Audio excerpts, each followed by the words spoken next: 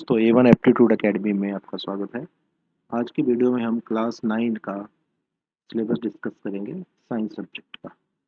Class 9 science subject का syllabus हम देखते हैं। तो 2021-2022 का ये सिलेबस है। तो इसमें सबसे पहले हम देख लेते हैं कि कौन कौन से यूनिट्स हैं और कितने कितने मार्क्स एलोकेटेड है हर एक यूनिट को। तो सबसे पहला जो यूनिट है वो मैटर है। तो मैटर के लिए हमारे 23 मार्क्स हैं। उसके बाद हमारे पास लिविंग वर्ड का है। लिविंग वर्ड के लिए 20 मार्क्स हैं। उसके बाद हमारे पास मोशन, फोर्स एंड वर्क, इसके लिए 27 मार्क्स हैं। उसके बाद और एनवायरनमेंट 6 मार्क्स हैं। और हमारे जो फूड के लिए हैं 4 मार्क्स हैं। तो टोटल 80 मार्क्स का ये सिलेबस है। अगर हम इसको डिवाइड करते हैं फिजिक्स, केमिस्ट्री, बायोलॉजी के टर्म्स में, तो देखिए प्योर जो हमारे पास पहला सब्जेक्ट है, ठीक है, पहला सब्जेक्ट है मैटर। तो मैटर किस में आएगा? केमिस्ट्री में आएगा। उसके बाद हमारे पास लिविंग वर्ड है, तो लिविंग वर्ड हमारा बायोलॉजी में आता है। उसके बाद मोशन, फोर्स, वर्क, ये हमारा फिजिक्स का पार्ट हो गया। उसके बाद ओवर एनवायरनमेंट, तो एनवायरनमेंट स्टडीज़ को भी हम जनरली केमिस्ट्री में ही मानते हैं, एनवायरमेंटल केमिस्ट्री होती है जैसे। उसके बाद फूड है, फूड ये मिक्स रहता है थोड़ा सा, इसमें केमिस्ट्री और बायोलॉजी दोनों इन्वॉल्व है। तो इस तरह से हम कैटेगराइज कर सकते हैं इसको, फिजिक्स, केमिस्ट्री, बायोलॉजी और मिक्स में। तो ये टोटल 80 मार्क्स का हमारा सिलेबस होता है। 20 मार्क्स आपके इंटरनल रहते हैं, तो ये टोटल 100 मार्क्स हो जाते हैं इसमें। अब हम देखते हैं कि जो डिटेल्ड सिलेबस है वो क्या क्या है। तो सबसे पहले हम यूनिट 1 को डिस्कस करते हैं। यूनिट 1 है मैटर। तो मैटर, जैसा कि हमने देखा कि मैटर केमिस्ट्री का पार्ट है, तो इसमें केमिस्ट्री होगी। तो इसमें देखिए डेफिनेशन ऑफ मैटर, ठीक है, सिंपली एक आपको डेफिनेशन पता होना चाहिए। देन हम कैटेगराइज कैसे करते हैं मैटर को आगे, सॉलिड, लिक्विड एंड गैसेस। तो 3 पार्ट्स में हमने कैटेगराइज कर दिया। इसके बाद कैरेक्टरिस्टिक्स आ गई इनकी, ठीक है। कैरेक्टरिस्टिक्स के बाद हमारे पास शेप आ गई, ठीक है, शेप, वॉल्यूम, ये फिजिकल प्रॉपर्टीज आ गई, डेंसिटी आ गई हमारे पास, ठीक है। अब हमारे पास है चेंज ऑफ स्टेट, ठीक है। तो प्योर स्टेट है और दूसरा हमारा चेंज ऑफ स्टेट है। जैसे हमारा लिक्विड टू वेपर या सॉलिड टू लिक्विड, तो इसको बोलते हैं हम चेंज ऑफ स्टेट। इसके साथ में देखिए दिया हुआ है, जैसे मेल्टिंग है, मेल्टिंग क्या हो गया? सॉलिड से लिक्विड में हमारा जो चेंज है उसको हम बोलते हैं मेल्टिंग, ठीक है। तो इसमें साफ साफ लिखा हुआ है एब्जॉर्प्शन ऑफ हीट, हीट को एब्जॉर्ब करेगा, ठीक है। देन फ्रीजिंग है, तो फ्रीजिंग उल्टा काम है, लिक्विड से सॉलिड की तरफ, ठीक है। उसके बाद इवेपोरेशन है। इवेपोरेशन क्या होता है? जैसे हमारा लिक्विड टू वेपर में, उसको बोलते हैं हम इवेपोरेशन। देन कूलिंग है, ठीक है, कूलिंग बाय इवेपोरेशन। जैसे आपको पसीना आता है, पसीने के बाद ठंड लगती है, ठीक है, तो वो क्या है? कूलिंग बाय इवेपोरेशन, ठीक है। जैसे कंडेंसेशन है, कंडेंसेशन क्या है? जैसे ओस की बूंदे हैं, तो ये क्या है? कंडेंसेशन है, ठीक है। सब्लिमेशन है, सब्लिमेशन में क्या होता है? सीधा ही सॉलिड से वेपर में। तो इस तरह से ये डिफरेंट प्रोसेसेस है हमारी, जो हमारी मैटर चेंज हो रहा है, ठीक है, एक फॉर्म से दूसरे फॉर्म में। उसके बाद आ जाता है हमारे पास सेकंड जो टॉपिक है इसमें, नेचर ऑफ मैटर, ठीक है, मैटर का नेचर क्या होगा, ठीक है। तो इसमें देखिए एलिमेंट्स आ गया सबसे पहले, ठीक है, एलिमेंट्स। एलिमेंट्स के बाद क्या है? कंपाउंड्स, ठीक है। अब इसमें कंपाउंड्स एंड मिक्सचर्स। अब कंपाउंड और मिक्सचर में क्या डिफरेंस है? देखिए आप दो उनको जब मिलाते हो तो अगर नया कुछ बन जाता है, ठीक है, जिसकी प्रॉपर्टीज डिफरेंट ही होती हैं दोनों से, कॉन्स्टिट्यूएंट से, तो उसको हम कंपाउंड बोलते हैं। लेकिन कई बार मिक्सिंग प्रॉपर नहीं होती है, ठीक है। तो जैसे आपने दो तरह की दालें मिला ली, तो उसको हम कंपाउंड नहीं बोल सकते, उसको मिक्सचर ही बोलेंगे, ठीक है। जब तक हम पकाते नहीं उसमें, तो वो क्या है? मिक्सचर ही है, क्योंकि उसमें आप अलग अलग कर सकते हो, ठीक है। तो इस तरह से कंपाउंड और मिक्सचर का डिफरेंस पता होना चाहिए आपको। अब क्या हेट्रोजीनियस, होमोजीनियस। तो हेट्रोजीनियस या होमोजीनियस जो मिक्सचर्स हैं, तो अगर यूनिफॉर्म मिक्सचर है, ठीक है, तो, तो उसमें क्या है? प्रॉपर्टीज जो है हमारी यूनिफॉर्म रहती हैं। तो होमोजीनियस में, हेट्रोजीनियस में क्या है? प्रॉपर्टीज हमारी बदलती रहती हैं। उसके बाद हमारे पास कॉलॉइड है, ठीक है। अब कॉलॉइड क्या होता है? और दूसरी टर्म है सस्पेंशन, ठीक है। सबसे पहले हम सस्पेंशन को समझते हैं। सस्पेंशन क्या होता है?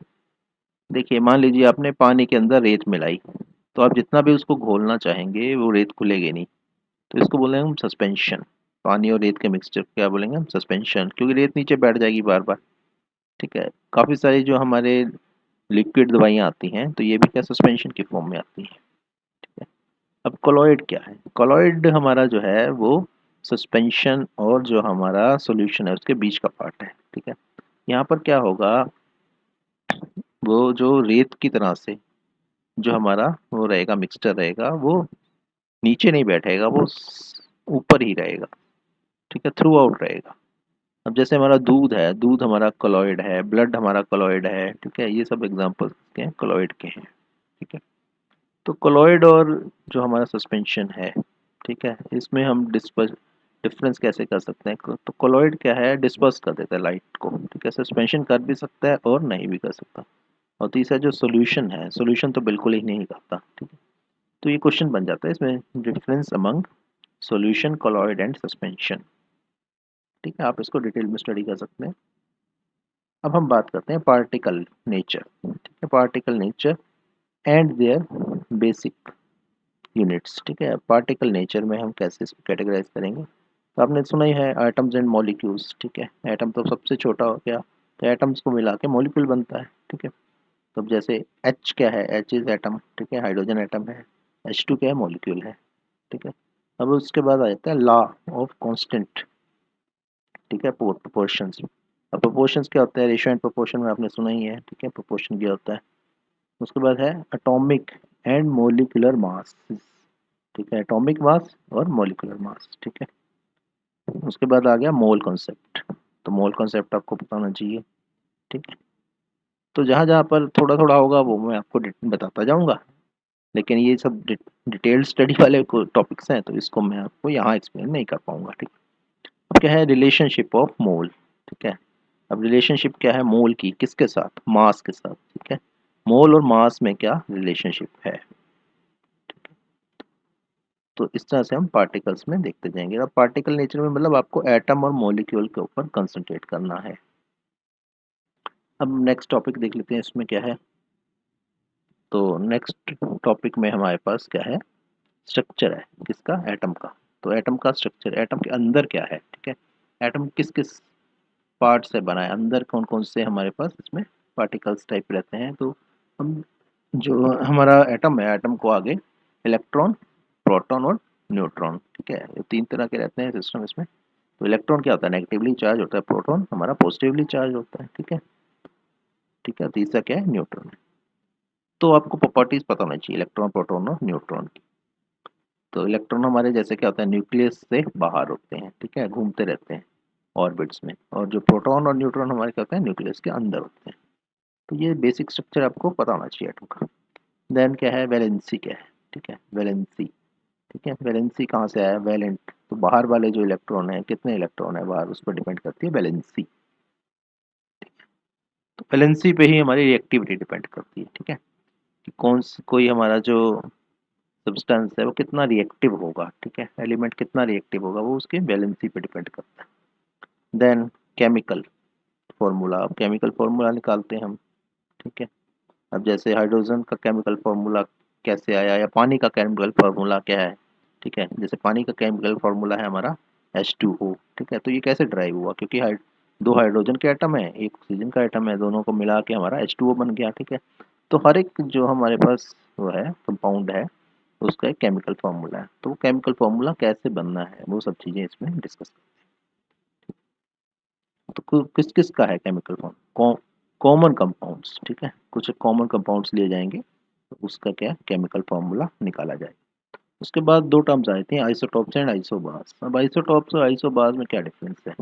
तो मोटी मोटी बात क्या है कि आइसोटॉप्स में हमारे पास जो है,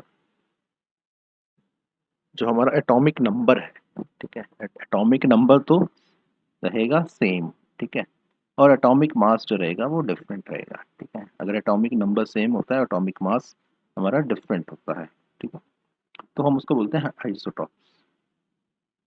अब जैसे इसके एग्जांपल है हाइड्रोजन 1, हाइड्रोजन 2, हाइड्रोजन 3, ठीक है। तो इसमें क्या है, हाइड्रोजन का जो एटॉमिक नंबर है वो तो 1 ही रहना है, ठीक है, लेकिन मासेस चेंज होते रहेंगे, ठीक है। तो हाइड्रोजन 1, हाइड्रोजन 2, हाइड्रोजन 3।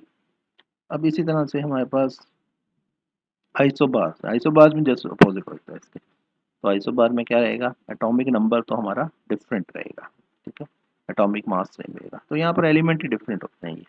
अब बहुत अच्छा एग्जांपल है इसका आयरन और निकल का, ठीक है। तो आयरन और निकल का बिल्कुल अलग अलग एलिमेंट है दोनों, जिनके एटॉमिक नंबर तो डिफरेंट है, लेकिन एटॉमिक मास दोनों का सेम है, ठीक है। तो इस तरह से आइसोटॉप और आइसोबार का डिफरेंस पता होना चाहिए आपको। अब हम नेक्स्ट यूनिट पे चलते हैं। तो नेक्स्ट यूनिट है हमारे पास, किससे रिलेटेड है ये? सेल से रिलेटेड है, ठीक है। तो सेल क्या है? बेसिक यूनिट ऑफ लाइफ है। तो जो हमारी सबसे छोटी कोशिका बोलते हैं हम जिसको, तो सबसे छोटा है हमारे उसमें बॉडी में, ठीक है, चाहे ह्यूमन बॉडी है या कोई भी एनिमल बॉडी है, ठीक है, तो उसको बोलते हैं हम सेल, ठीक है। सारी ह्यूमन बॉडी किससे बनी है? सेल से बनी है, ठीक है। अगर तोड़ते जाएंगे तोड़ते जाएंगे तोड़ते जाएंगे तो सेल तक पहुंच जाएंगे, ठीक है।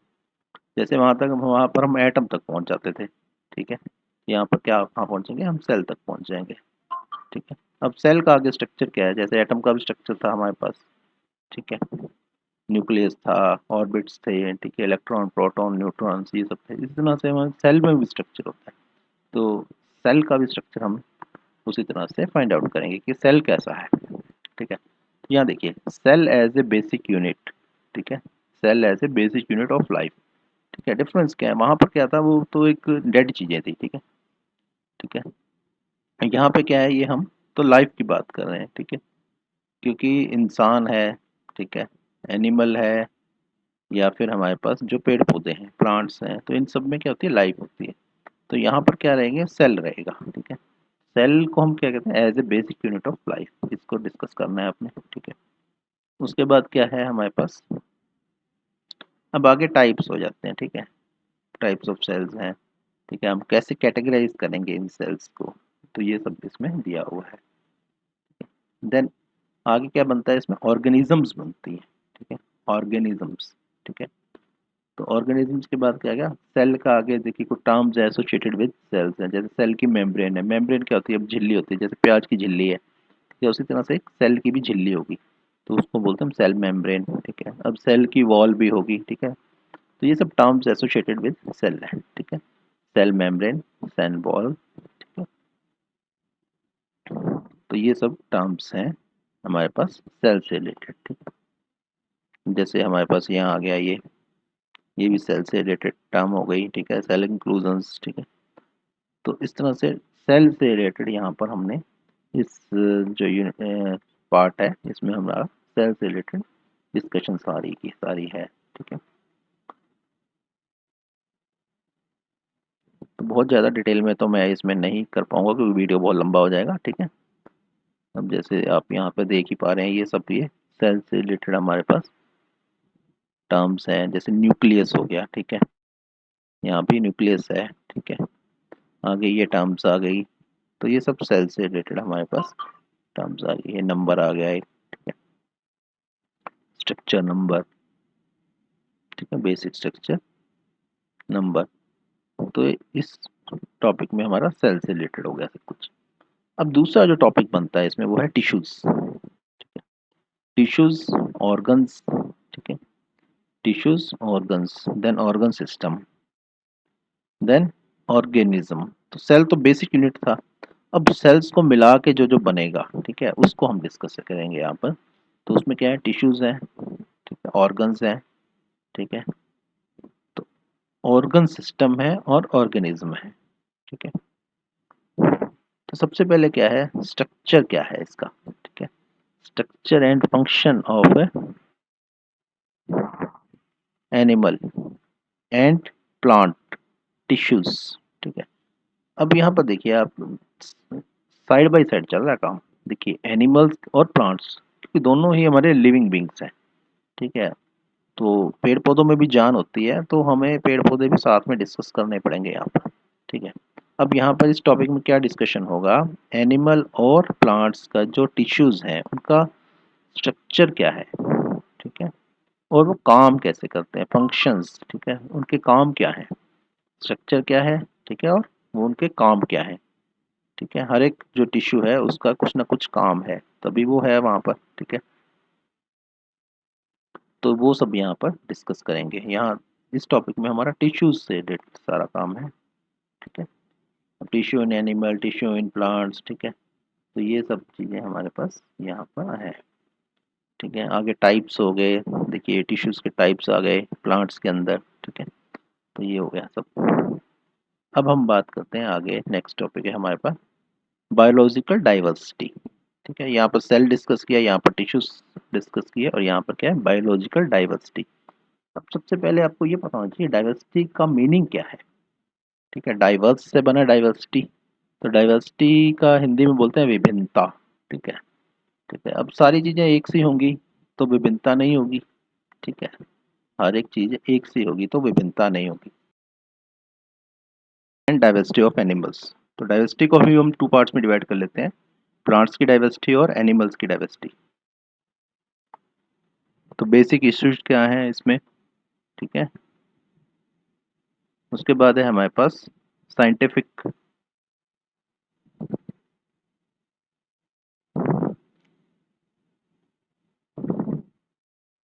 देखिए साइंटिफिक नेमिंग का मीनिंग ये है कि हर एक जो हमारा प्लांट या एनिमल है, ठीक है, उसका एक साइंटिफिक नाम है। जैसे ह्यूमन बीइंग है तो ह्यूमन बीइंग का भी एक साइंटिफिक नाम है, लॉयन है, लॉयन का भी एक साइंटिफिक नाम है, इसी तरह से मैंगो है तो मैंगो का भी एक साइंटिफिक नाम है। ठीक है, तो ये नाम जो है वो डिफरेंट रहते हैं, जो हमारे नॉर्मल नेम्स हैं उससे डिफरेंट रहते हैं। ठीक है, तो एक जाति का नाम है, ये नहीं है कि हर एक आदमी का एक अलग से साइंटिफिक नाम होगा।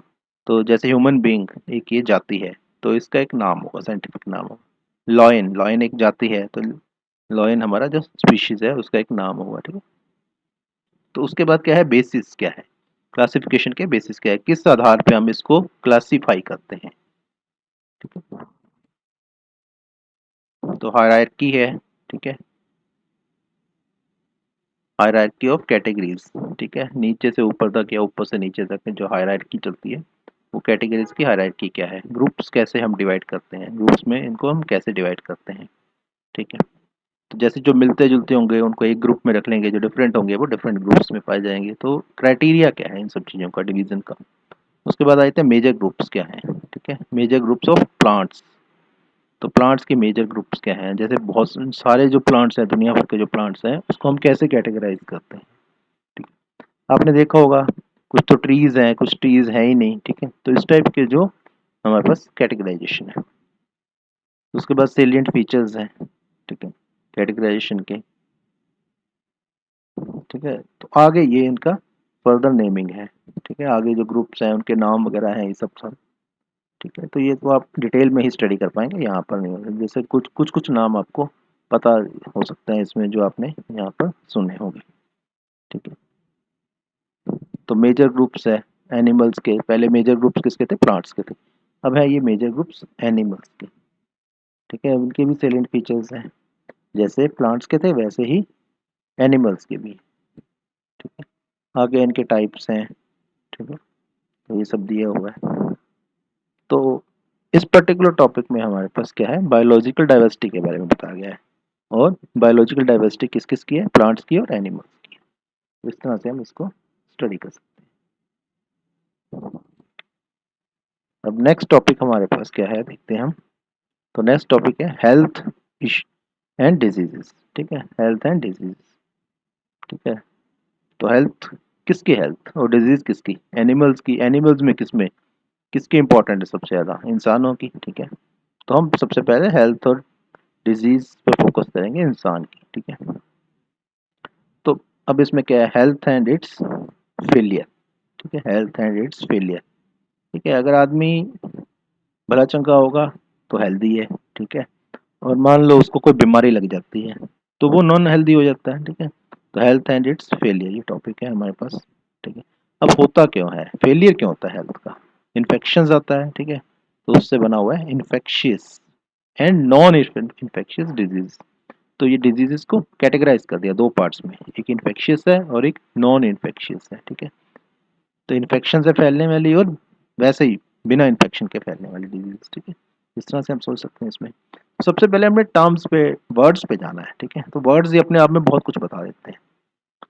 ठीक है, अब कॉजेज क्या है, कारण क्या है। ठीक है, डिजीजेस के कारण क्या है, देन मैनिफेस्टेशन क्या है इनका। ठीक है, कैसे हम इसको मैनेज करेंगे, देन हमारे पास डिजीजेस कॉज्ड बाय।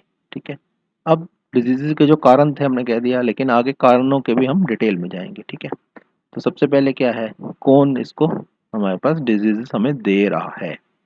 ठीक है, तो डिजीज के कारण क्या है, ठीक है, कारण क्या है, माइक्रोब्स, ठीक है, इस तरह से हमें वायरस है, ठीक है, बैक्टीरिया है, ये सब कारण है, ठीक है, प्रोटोजोआ है। तो ये 4 तरह के कॉजेज हैं, ठीक है, जहाँ से हमारी डिजीजेस आ रही हैं, ठीक है, और उसके आधार पे ही हम उनकी प्रिवेंशन करते हैं। अब आप डॉक्टर के पास जाते हो, दवाई लेने जाते हो, ठीक है, कोई अच्छा एमबीबीएस डॉक्टर होगा तो वो आसानी से दवाई नहीं देगा आपको, पहले टेस्ट कराएगा, वो कारण पे जाएगा पहले, ठीक है। तो जो टेस्ट करता है वो जैसे ब्लड टेस्ट करता है, तो ब्लड टेस्ट में पता लग जाता है उसको, ठीक है, कॉज क्या है, ठीक है। अब वायरस के लिए दवाई अलग होगी, ठीक है, बैक्टीरिया का ये अलग होगी। तो इस तरह से अलग अलग कारण के लिए अलग अलग मेडिसिन आपको मिलेगी, ये नहीं है कि कॉमन मेडिसिन काम कर जाए। अब क्या है प्रिंसिपल्स, ठीक है, प्रिंसिपल्स ऑफ ट्रीटमेंट, अभी जैसे मैंने बात की तो वही बात मैं डिस्कस कर रहा था, प्रिंसिपल्स ऑफ ट्रीटमेंट। डॉक्टर के पास जाओगे तो डॉक्टर जो ट्रीटमेंट करेगा किन प्रिंसिपल्स पर करेगा, ठीक है, कुछ सोच के ही करेगा ट्रीटमेंट, ठीक है। तो वो प्रिंसिपल्स क्या क्या है, और उसका प्रिवेंशन क्या है, प्रिवेंशन क्या है, रोकथाम, मतलब आपको बीमारी हो ही ना। उसके बाद क्या है पल्स पोलियो, ठीक है, एक ये सोशल टॉपिक आ गया पल्स पोलियो, ठीक है। आपने देखा होगा कि पूरे वर्ल्ड में अब तो ये हो रहा है, इंडिया के बाद पूरा वर्ल्ड में हो गया कि कोई भी पोलियो वाला ना बचे, ठीक है, जिसको पोलियो हो या आगे पोलियो की कोई बीमारी का विक्टिम ना हो, तो उसके लिए पल्स पोलियो अभियान चलाया जाता है, ठीक है। तो उसके बारे में थोड़ा सा ये सोशल है, ठीक है, साइंस से ज़्यादा सोशल इशू है, तो ईजी रहते हैं सोशल इश्यूज, फ़ायदा मिलता है आपको। अब उसके बाद जो नेक्स्ट टॉप हमारे पास यूनिट आ जाता है, यूनिट नंबर 3। तो ये क्या है, मोशन, फोर्स एंड वर्क।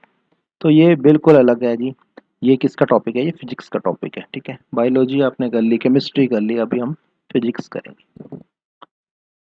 तो जैसे 3 पार्ट्स में है ये सारा, तो पहला है मोशन, ठीक है, मोशन तो आपको पता ही है, ठीक है, कोई भी चीज़ मोशन में है, ठीक है, इट मीन्स वो चल रही है, चल फिर रही है, तो वो क्या है, मोशन है, ठीक है। तो मोशन में सबसे पहले टर्म है डिस्टेंस, ठीक है, अगर कोई चीज़ चलेगी तो डिस्टेंस को कवर करेगी, और दूसरा क्या है डिस्प्लेसमेंट, ठीक है। तो यहाँ पर आपको 2 टर्म्स पहले पता होने चाहिए, डिस्टेंस और डिस्प्लेसमेंट में डिफरेंस पता करने के लिए, वो है स्केलर और वेक्टर क्वांटिटी, ठीक है। तो स्केलर क्वांटिटीज कौन सी होती हैं, scalars have only magnitude, vectors have magnitude and direction, ठीक है। जैसे डिस्प्लेसमेंट क्या है, वेक्टर क्वांटिटी है, ठीक है, डिस्टेंस हमारी स्केलर क्वांटिटी, तो ये सब पता होना चाहिए आपको। वेलोसिटी भी वेक्टर क्वांटिटी है, वेलोसिटी है क्या, स्पीड एंड वेलोसिटी, ठीक है, जैसे स्पीड हमारी स्केलर क्वांटिटी है, वेलोसिटी क्या है हमारी वेक्टर क्वांटिटी है, ठीक है। Distance covered per unit time या displacement covered per unit time, ठीक है, ये हमारी स्पीड एंड वेलोसिटी हो जाती है। इससे आगे क्या होता है, एक्सेलेरेशन हो जाता है। एक्सेलेरेशन हमारी वेक्टर क्वांटिटी है, इस तो उसमें क्या होता है, वेलोसिटी पर यूनिट टाइम, ठीक है। अब यहाँ पर uniform and non uniform motion, ठीक है, uniform and non uniform motion, आप एक कांस्टेंट स्पीड से चलते जा रहे हो सिंगल लाइन में, ठीक है, वो क्या है, यूनिफॉर्म मोशन है। अब मान लीजिए ब्रेक, बीच में ब्रेक कर रहे हैं, आपकी स्पीड कम हो रही है, ज़्यादा हो रही है, वेलोसिटी कम हो रही है, ज़्यादा हो रही है, तो उसमें क्या है, नॉन यूनिफॉर्म है, ठीक है। तो ये मोशन क्या है, अलोंग है स्ट्रेट लाइन, ठीक है। अब सीधी सड़क है जैसे, वो क्या है, अलोंग है स्ट्रेट लाइन। उसके बाद क्या है, एक्सेलेरेशन है, एक्सेलेरेशन मैंने बता ही दिया आपको, ठीक है। इसका उल्टा क्या होता है, डी एक्सेलेरेशन। एक्सेलेरेशन में क्या है, यार आप एक्सेलेटर पर पैर रख रहे हैं, ठीक है, क्या होता है, स्पीड बढ़ जाती है, ठीक है, पैर हटा देते हैं तो स्पीड कम होती है, तो वो क्या है, डी एक्सेलेरेशन। तो एक्सेलेरेशन मतलब स्पीड बढ़ रही है, ठीक है, या वेलोसिटी बढ़ रही है। डी एक्सेलेरेशन मतलब स्पीड या वेलोसिटी कम हो रही है। तो इस तरह से अब इसमें ग्राफ्स बनते हैं, डिस्टेंस टाइम ग्राफ, ठीक है, एक्स एक्सिस पर टाइम होगा, वाई एक्सिस पर डिस्टेंस होगा। दूसरा क्या है, velocity time graph, x axis पर टाइम, वाई एक्सिस पर वेलोसिटी, ठीक है। तो इसमें वेरिएशन देखते हैं, टाइम के साथ वेरिएशन क्या है, किसका, डिस्टेंस का या वेलोसिटी का। तो 2 तरह के ग्राफ बन गए इसमें। तो ये किसके लिए है, for uniform motion, uniform motion, और दूसरा क्या है, यूनिफॉर्मली एक्सेलरेटेड मोशन, ठीक है। 2 तरह का, यूनिफॉर्म मोशन में क्या रहेगा, वेलोसिटी कांस्टेंट रहेगी, लेकिन यूनिफॉर्मली एक्सेलरेटेड मोशन में क्या रहेगा, जो उसका rate of change of velocity है वो कांस्टेंट रहेगा, ठीक है, यूनिफॉर्म एक्सेलरेशन रहेगा। यहाँ पर वेलोसिटी कांस्टेंट नहीं रहेगी, लेकिन एक्सेलरेशन कांस्टेंट रहेगा। उसके बाद एक डेरिवेशन आ गई, किसकी है, derivation of equations of the motion by graphical method, ठीक, ग्राफिकल मेथड से आपने डेरिवेशन करनी है। उसके बाद क्या है, एलिमेंट्री आइडिया। किसका एलिमेंट्री आइडिया है? हमारा सर्कुलर मोशन का। ठीक है, सर्कुलर मोशन का ये एलिमेंट्री आइडिया। अभी तक हम ऊपर हमने बात की थी वो स्ट्रेट लाइन मोशन की थी। यहाँ पर क्या है, motion along a circle, circular motion. ठीक है, वो भी कौन सा, यूनिफॉर्म वाला। तो उसका एक एलिमेंट्री आइडिया। उसके बाद नेक्स्ट टॉपिक आया था फोर्स एंड न्यूटन्स लॉ। ठीक है, जब आपने मोशन पढ़ लिया तो मोशन में हमने एक्सेलेरेशन तक पढ़ लिया। फोर्स किससे बना होता है? Force equal to mass into acceleration. ठीक है, तो ड्राइव्ड आ गया। ठीक है, ड्राइव क्वांटिटी है फोर्स, किससे? मास और एक्सेलेरेशन के मल्टीप्लिकेशन से। तो मास इनटू एक्सेलेरेशन कॉल्ड फोर्स। अब इस पर फोर्स पर क्या है, न्यूटन्स लॉ क्या है? न्यूटन्स लॉ कितने हैं? 3 है। ठीक है, first law, second law and third law. ठीक, तो इसमें देख लेते हैं हम क्या है। पहला है फोर्स एंड मोशन। जैसे मैंने बताया फोर्स और मोशन में रिलेशनशिप है। ठीक है, उसके बाद आते हैं न्यूटन लॉज। न्यूटन के तीनों नियम। ठीक है, किसके नियम है? ये मोशन वाले। न्यूटन ने बहुत सारे लॉज दिए थे, लेकिन हमने यहाँ पर बात करेंगे न्यूटन लॉ ऑफ मोशन। ठीक है, तो 3 तरह के न्यूटन लॉ है मोशन के लिए। तो इसमें एक्शन एंड रिएक्शन, तो ये थर्ड लॉ में जरूरत पड़ती है, एक्शन एंड रिएक्शन फोर्सेस। ठीक है, every action has an equal and opposite reaction. ठीक है, तो वो तो आप तब समझोगे ना अगर आपको एक्शन एंड रिएक्शन फोर्सेस को का पता होगा। ठीक है, आप दीवार को धक्का मारते हो, दीवार आपको वापस धक्का मारती है। ठीक है, ये एक्शन और रिएक्शन है। ठीक है, उसके बाद क्या है, inertia. Inertia of a body. अब आप धक्का मारते हो किसी चीज को, लेकिन आसानी से हिलती नहीं है। बॉडी क्या अपोज कर रही है मोशन को, उसको बोलते हैं हम inertia. Then inertia and mass. Mass, अगर कोई बॉडी हैवी होगी, ठीक है, तो उसका इनर्शिया भी ज्यादा होगा, I is equal to M के स्क्वायर। ठीक है, तो इनर्शिया का सीधा रिलेशन किससे है? मास से है। Then momentum. अब मोमेंटम क्या है? Mass into velocity. फोर्स क्या था? मास इनटू एक्सेलरेशन था। ठीक है, तो दोनों ड्राइव्ड क्वांटिटीज हैं। अब ये सब क्वांटिटीज हैं जो ड्राइव की गई हैं, किससे? मास और मोशन से। तो मोशन में क्या क्या हो सकता है? एक्सेलरेशन हो सकता है, वेलोसिटी हो सकती है। ठीक है, तो ये एक्सेलरेशन आ गया। उसके बाद एलिमेंट्री आइडिया किसके बारे में है, ये वो देख लेते हैं। Conservation of momentum. ठीक है, कंजर्वेशन कहीं भी टर्म आती है, that means that particular quantity remains constant. Conservation of momentum means momentum remains constant. ठीक है, momentum remains constant. उसके बाद आता है हमारे पास ग्रेविटेशन। नेक्स्ट टॉपिक है ग्रेविटेशन। तो ग्रेविटेशन है क्या? देखिए, कोई भी सामान आप ऊपर फेंकते हो, बॉल भी ऊपर फेंकते हो, तो वो जमीन पे वापस गिरती है आके। क्यों गिरती है? क्योंकि ग्रेविटेशनल फोर्स है जमीन का। ठीक है, तो आप भी ऊपर उछलते हो तो वापस जमीन पर आए तो कितना उछल सकते हो? थोड़ा ही उछल सकते हो। लेकिन आप चांद पे अगर उछलोगे तो आप यहाँ से 6 गुना ज़्यादा ऊपर जा पाओगे। तो उसका रीज़न क्या है? क्योंकि जो चांद पे जो ग्रेविटेशनल फोर्स है वो हमारी अर्थ से 1/6 है। ठीक है, इसलिए हम 6 गुना ऊपर उछल सकते हैं वहाँ पर। तो जितना ज़्यादा ग्रेविटेशनल फोर्स होगा उतना ही वो जो चीज़ है वो अट्रैक्ट करेगी। तो हमारी जो अर्थ है, अर्थ हमारे को ज़्यादा अट्रैक्ट करेगी। ठीक है, विद रिस्पेक्ट टू मून। तो यहाँ पर क्या है, आप देखिए ग्रेविटेशन मीनिंग क्या है ग्रेविटेशन का। अब यहाँ पर यूनिवर्सल, ठीक है, यूनिवर्सल लॉ ऑफ ग्रेविटेशन। ठीक है, ये बहुत इंपॉर्टेंट है, universal law of gravitation. Then force of gravitation. Force कितना होता है ग्रेविटेशन का? ठीक है, इसको मैथमेटिकल फॉर्मूला वगैरह होता है। ठीक है, किस किस चीज़ पर हमारा डिपेंड करता है फोर्स ऑफ ग्रेविटेशन। ठीक है, अब अर्थ के लिए पर्टिकुलर आ जाएगा एक्सेलरेशन ड्यू टू ग्रेविटी। ठीक है, एक्सेलरेशन ड्यू टू ग्रेविटी। अगर कोई भी चीज़ दूसरे को एक तरफ अपनी तरफ खींचेगी तो उससे क्या होगा? मोशन प्रोड्यूस होगा। मोशन से क्या होगा प्रोड्यूस? वेलोसिटी। वेलोसिटी से क्या प्रोड्यूस होगा? एक्सेलरेशन प्रोड्यूस होगा। तो ग्रेविटी के कारण जो एक्सेलरेशन है उसको हम बोलते हैं एक्सेलरेशन ड्यू टू ग्रेविटी। ठीक है, अब मास एंड वेट। ठीक है, मास और वेट में क्या डिफरेंस है? तो मास तो हमारा क्या है? Quantity of metal stored. ठीक है, और वेट हमारा क्या है? F is equal to M G. तो वेट जो या W is equal to M G. तो वेट किस पर डिपेंड करता है? Mass into gravity, G, acceleration due to gravity पर। ठीक, फ्री फॉल। तो फ्री फॉल का मीनिंग क्या है? कोई भी सामान ऊपर से गिर रहा है, कुछ भी गिर रहा है, आप ऊपर से बॉल फेंक रहे हो, ठीक है, तो फ्री फॉल। ठीक है, वो नीचे गिरी है, उसको रोकने वाला कोई नहीं है, फ्री फॉल। ठीक है, गिरते जा रही है। उसके बाद टॉपिक आता है फ्लोटेशन। फ्लोटेशन। अब देखिए, अगर आप गुब्बारे को, फूले हुए गुब्बारे को पानी में फेंकते हो तो वो क्या करता है? फ्लोट करता है। या जो आपकी नौका है, नाव है, वो भी फ्लोट करती है। लकड़ी है वो फ्लोट करती है। ठीक है, लोहा लेकिन डूब जाता है। ठीक है, भैंस जो है तैर जाएगी, गाय डूब जाएगी। तो कुछ एक जो हमारे पास चीज़ें हैं वो तो तैरती हैं, कुछ एक चीज़ें डूब जाती हैं। अब इंसान क्या है, स्विमिंग आएगी तो तैर जाएगा, नहीं तो डूब जाएगा, ठीक है। लेकिन ऐसा क्यों होता है, ठीक है, कुछ चीज़ें तैरती हैं, कुछ चीज़ें डूबती हैं। तो वो सब डिस्कस करेंगे हम यहाँ पर फ्लोटेशन में। तो यहाँ पर फर्स्ट है क्या, थ्रस्ट एंड प्रेशर। तो प्रेशर होता क्या, पहले तो ये पता होना चाहिए। Pressure is force per unit area, is called pressure, ठीक है। फोर्स हमने पिछले उसमें पढ़ लिया था, प्रेशर क्या, फोर्स पर यूनिट एरिया। अब इस पर बेस्ड है आर्किमिडीज प्रिंसिपल, ठीक है। ये बताता है कि कोई चीज़ तैरेगी या डूबेगी, ठीक है। Archimedes principal. बॉयंसी, ठीक है, बॉयंसी, ठीक है, नीचे से जो फोर्स लगा रहा है, जैसे पानी नीचे से फोर्स लगा रहा है, ठीक है, डूबने नहीं दे रहा, तो उसको बोलेंगे बॉयंसी, ठीक है। अब एलिमेंट्री आइडिया किसका, रिलेटिव डेंसिटी। अब डेंसिटी क्या होती है, ठीक है, ठीक है। अब मास और वॉल्यूम का आपको आइडिया है, ठीक है, मास और वॉल्यूम का आइडिया, तो उससे क्या बनता है, डेंसिटी बनती है। अब रिलेटिव डेंसिटी क्या होगी, density with respect to a fix substance. एक फिक्स सब्सटेंस की हमने डेंसिटी ले ली, ठीक है, उसके रिस्पेक्ट में बाकी जितनी भी दुनिया भर की चीज़ें हैं उनकी डेंसिटी क्या है, उसको बोलते हैं रिलेटिव डेंसिटी। लेकिन वो फिक्स सब्सटेंस कौन सा होगा, ठीक है, अभी ये मैं आपके ऊपर छोड़ता हूँ, ये आपको चेक करना है, ठीक है।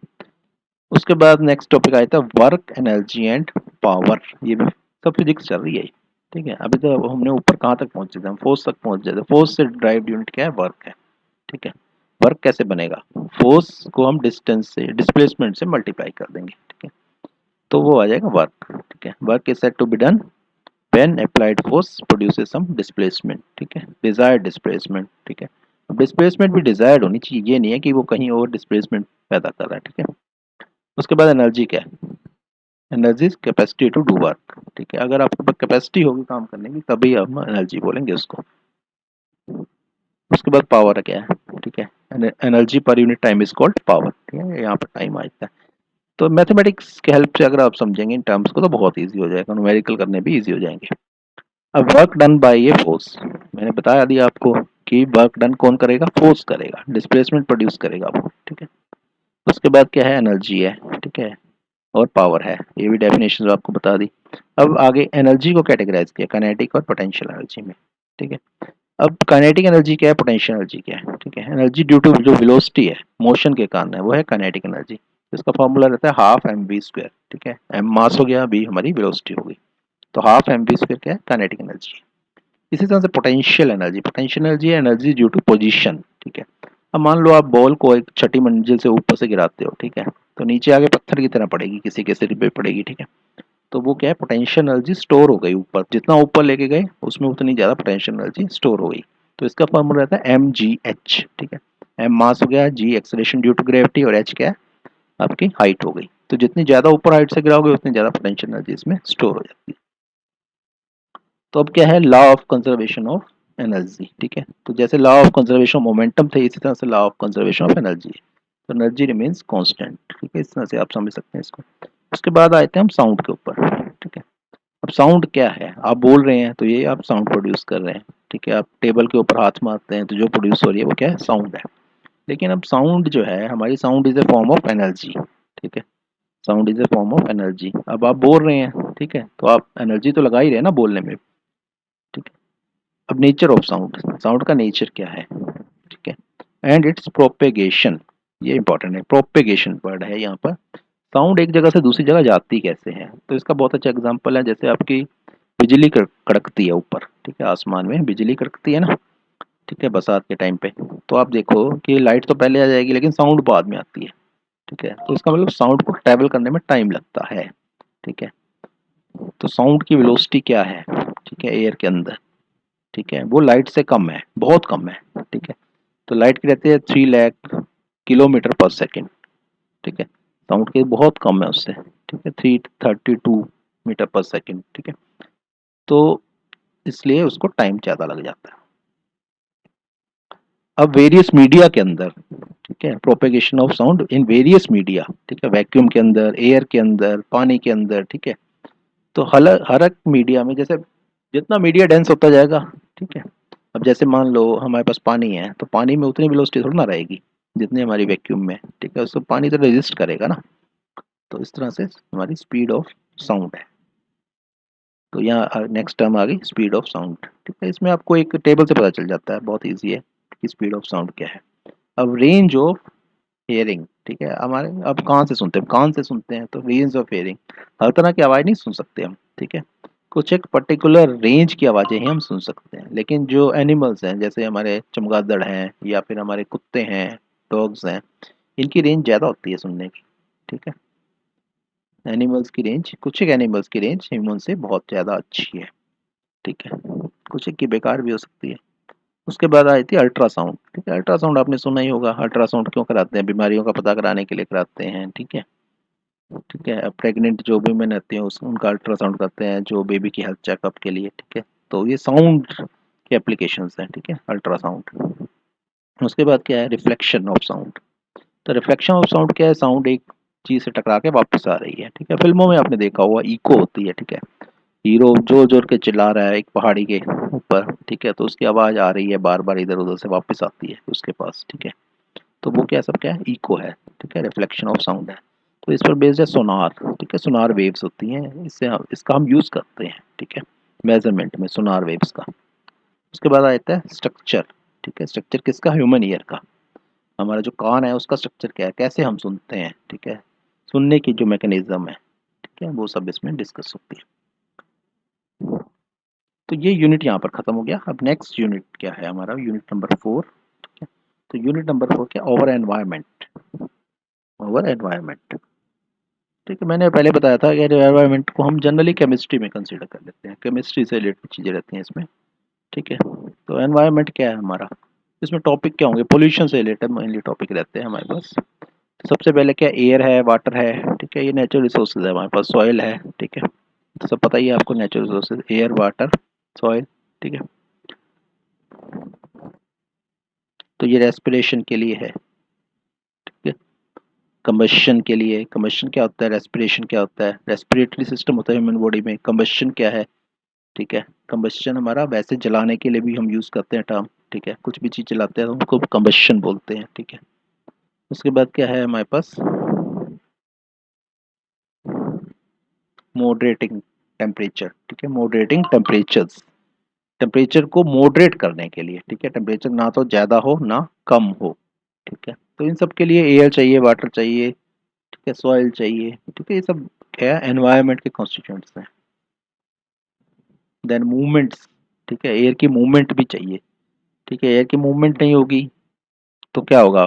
बरसात ही नहीं होगी। ठीक है, बरसात कौन लाता है? हवाएं लाती हैं। ठीक है, तो एयर की मूवमेंट भी होनी चाहिए। तो एयर की मूवमेंट क्यों होगी? ठीक है, टेम्परेचर डिफरेंस के कारण होगी।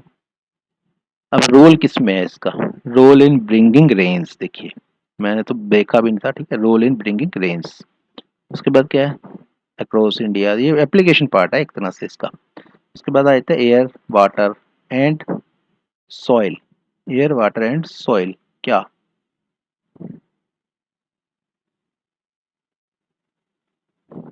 पोल्यूशन। सबसे important, air, water and soil pollution. ठीक है, ये बहुत ही इंपॉर्टेंट है, इसलिए मैं रुक के बोल रहा हूँ इसमें। तो ये पता होना चाहिए आपको। ठीक है, डिफरेंट टाइप्स के पोल्यूशन। ठीक है, अब इसके आगे फिर थोड़ा सा हम स्पेशलाइजेशन में आते हैं, जैसे ओजोन लेयर का डिप्लीशन। ठीक है, अब ओजोन लेयर का डिप्लीशन होता क्यों है? जो हम जितने भी ये फ्रिज चला रहे हैं, एसी चला रहे हैं, ये सबसे बड़ा कारण रहता है ओजोन लेयर का डिप्लीशन का। ठीक है, डैमेज हो गई ओजोन लेयर। ओजोन लेयर करती क्या है? हमें अल्ट्रा वायलेट रेज से प्रोटेक्ट करती है।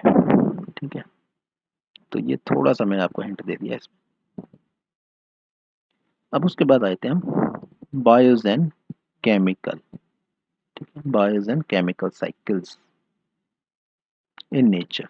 ठीक है, इसमें क्या रहता है? वाटर साइकिल, ऑक्सीजन साइकिल, ठीक है, कार्बन साइकिल, नाइट्रोजन साइकिल। ठीक है, तो ये डिफरेंट टाइप के साइकिल्स हैं इनके। ठीक है, अब पानी का साइकिल क्या है? ठीक है, जैसे पानी समुद्र से वेपोरेट हुआ, वेपोरेट होकर ऊपर गया, ऊपर हवाएं लेके गई, उसके बाद वो कहीं से कहीं चला गया, फिर वहां से कंडेंसेशन हुई, फिर बरसात हो गई, बरसात से नदी में आया। ठीक है, तो ये क्या है? पूरा एक साइकिल बन गया। इस तरह से ऑक्सीजन का साइकिल, कार्बन का साइकिल, नाइट्रोजन का साइकिल। ठीक है, मैंने एक एग्जांपल आपको बता दिया। ठीक है, आप बाकी देख सकते हैं इसमें। उसके बाद नेक्स्ट थीम है फूड का। फूड, ठीक है, यूनिट 5 है ये। Food and production. ठीक, जो भी चीज़ हम खा रहे हैं वो क्या है, फूड है। ठीक है, अब फूड हमारा कहाँ से मिलता है, हमें या तो प्लांट से मिलेगा या एनिमल से मिलेगा। सबसे पहले डिवीजन कर लेते हैं फूड की, प्लांट और एनिमल में। ठीक है, अगर आप नॉन वेज हो, नॉन वेजिटेरियन हो, तो आप एनिमल को खा जाओगे, और अगर वेज हो तो आप प्लांट से जो फूड बने हैं उनको खाओगे। सिंपल सी बात है। अब सिलेक्शन है, हर एक तरह का तो आप प्लांट नहीं खा सकते या एनिमल नहीं खा सकते। सिलेक्शन क्या है, ठीक है, क्वालिटी। ठीक है, सिलेक्शन क्या है, क्वालिटी पे डिपेंड करता है। ठीक है, कौन सी चीज़ खाने लायक है, कौन सी चीज़ खाने लायक नहीं है। ठीक है, तो हम क्वालिटी को इम्प्रूवमेंट करनी है अब हमने। ठीक है, तो क्वालिटी को इम्प्रूव कैसे करेंगे। ठीक है, डिफरेंट टाइप की ब्रीड्स को इम्प्रूव करके। अब देखिए, अब क्वालिटी को इम्प्रूव कैसे करेंगे। अब मान लीजिए आप देखते हैं कि पहले टमाटर जो आते थे जल्दी ख़राब हो जाते थे, अब उसकी क्वालिटी इंप्रूव हो गई, अलग अलग ब्रीड्स आने लग गई। ठीक है, तो जो भी चीज़ें ख़राब होने वाली थी उनकी ब्रीड्स ऐसी आ गई कि अब वो चीज़ें ख़राब नहीं होती हैं। ठीक है, क्वालिटी इंप्रूवमेंट है। इसी तरह से एनिमल्स की भी क्वालिटी इंप्रूवमेंट है। ठीक है, अब गाय भैंस में क्या होता है, ऐसी ऐसी क्वालिटी इंप्रूव की जाती है कि जिससे वो ज़्यादा से ज़्यादा दूध दें। ठीक है, वहाँ पर मेन मोटो दूध का रहता है, तो उनकी क्वालिटी इंप्रूव करते हैं। अब आ जाता है यूज़ ऑफ फर्टिलाइजर्स। अब यूज़ ऑफ फर्टिलाइजर एनिमल में तो नहीं होगा, किसमें होगा, प्लांट्स में होगा। तो फर्टिलाइजर हेल्प क्या करते हैं, ठीक है, ज़्यादा प्रोडक्शन करने में क्रॉप्स की। ठीक है, इसी तरह से हमारे पास प्रोटेक्शन है, प्रोटेक्शन फ्रॉम द पेस्ट। अब आप पेस्टिसाइड्स यूज़ करते हैं, प्रोटेक्शन फ्रॉम द पेस्ट। ठीक, कीट पतंगे खा जाते हैं आपकी फसल को। ठीक है, और डिजीजेस भी लग जाती हैं, तो उनसे बचाने के लिए हम पेस्टिसाइड यूज़ करते हैं। उसके बाद आते हैं ऑर्गेनिक फार्मिंग, ये बहुत इंपॉर्टेंट है। ठीक है, ऑर्गेनिक फार्मिंग। तो ऑर्गेनिक फार्मिंग वो है कि जहाँ पर हमारे पेस्टिसाइड यूज़ तो हो लेकिन वो ऑर्गेनिक फॉर्म में हो, जैसे नीम है। ठीक है, नीम एक ऑर्गेनिक पेस्टिसाइड है। तो ऑर्गेनिक फार्मिंग हम किसको बोलेंगे, ठीक है, जहाँ पर पेस्टिसाइड कम से कम यूज़ हो। ठीक है, ये इसकी कंडीशंस हैं कुछ, ऑर्गेनिक फार्मिंग उसी को बोलते हैं। तो आप देखो आजकल फैशन हो गया कि हर एक चीज़ ऑर्गेनिक आने लग गई है। ठीक है, लेकिन फ़ायदे भी हैं उन चीज़ों के, महंगी मिलेंगी आपको लेकिन। तो ये हमारा सिलेबस यहाँ पर 9th क्लास का कंप्लीट होता है। यहाँ पर ये आगे नेक्स्ट तो प्रैक्टिकल आ गया, तो प्रैक्टिकल मैं डिस्कस नहीं करूँगा, बहुत लंबा हो जाएगा वीडियो इसमें। तो इस वीडियो में इतना ही। ठीक है, मिलते हैं किसी नेक्स्ट वीडियो में। आपके पास पूरी सीरीज़ है वीडियोज़ की, आप पूरे वीडियोज़ देख सकते हैं। हर एक सब्जेक्ट का वीडियो मिलेगा आपको क्लास 9 का, हिंदी में भी और इंग्लिश में भी। ठीक है, तो आप कोई भी सीरीज़ देख सकते हैं, हिंदी वाली, इंग्लिश वाली। ठीक है, हर एक सब्जेक्ट का वीडियो अलग अलग मिलेगा आपको। तो वीडियो देखने के लिए धन्यवाद। चैनल को सब्सक्राइब करें, लाइक करें वीडियो को। मिलते हैं नेक्स्ट वीडियो में।